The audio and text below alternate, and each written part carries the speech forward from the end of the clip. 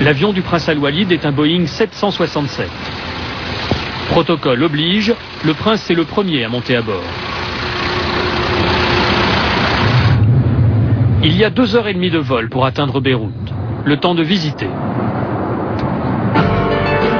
Au centre de l'avion, le prince dispose d'un petit bureau.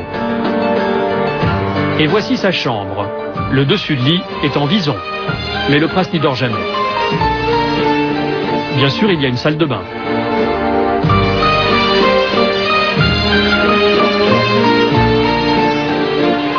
À l'avant, c'est le grand salon.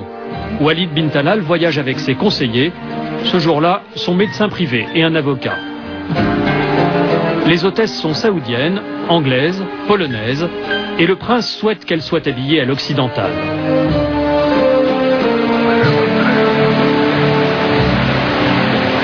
Le milliardaire saoudien possède en fait 3 avions privés, dont 2 plus gros que celui-ci, un Airbus A340 et un Boeing 747.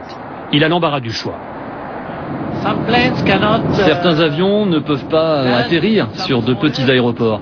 Alors dans ces cas-là, on choisit le petit modèle. Certains avions sont plus rapides que d'autres aussi. Alors certaines fois, on prend le plus rapide.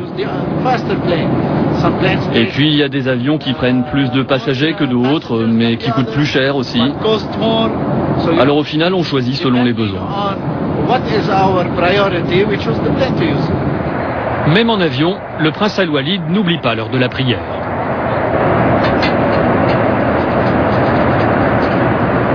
Cet homme qui fait chaque année près de 10 fois le tour de la planète ne veut pas perdre un instant quand il voyage.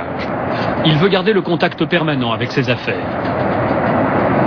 C'est la responsabilité de Raouf, un franco-algérien.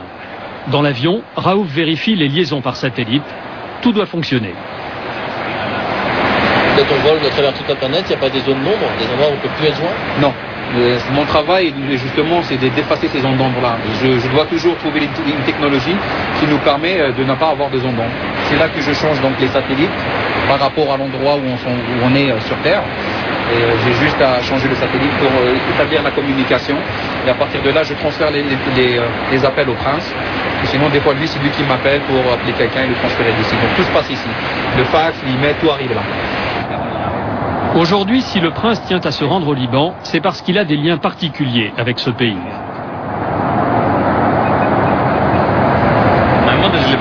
Ma mère est libanaise. Elle est la fille de Riyad El Sol, le tout premier ministre après l'indépendance du Liban, une indépendance obtenue de la France.